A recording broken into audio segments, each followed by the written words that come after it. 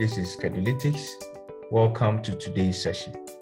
Today we are looking at the concept of measures of central tendency and dispersion.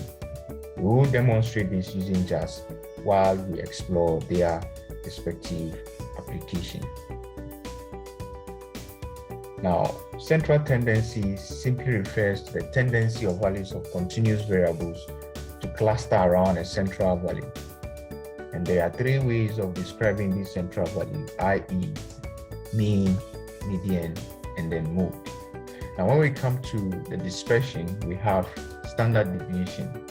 Now, standard deviation is used to quantify the amount of dispersion of data values around the mean.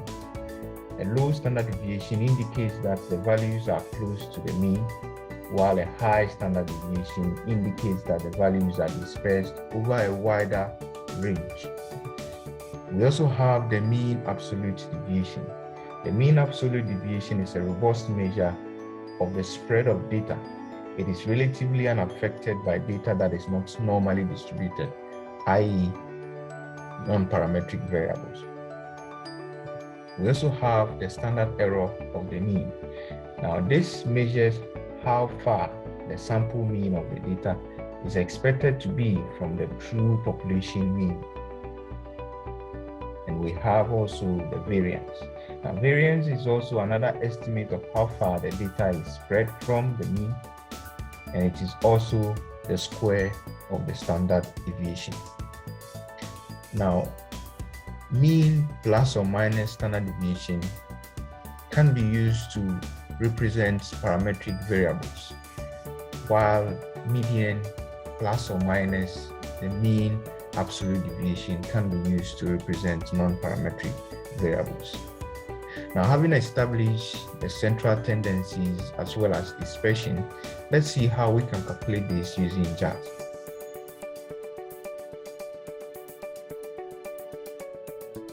Now, in order to calculate our central tendency and dispersion using JASP, we go to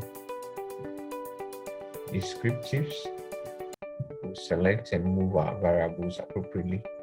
Then we'll select or we'll click on statistics and basically check the appropriate statistics to be undertaken. Herein, mean, median,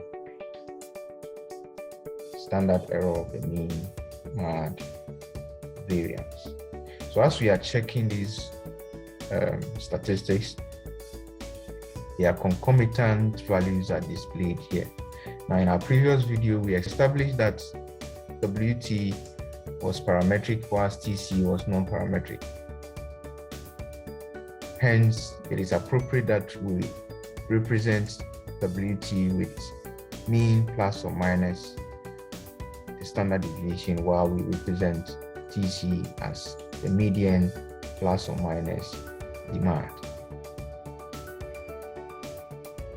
So basically, this is how to simply calculate the various central tendencies and the dispersion using JASP.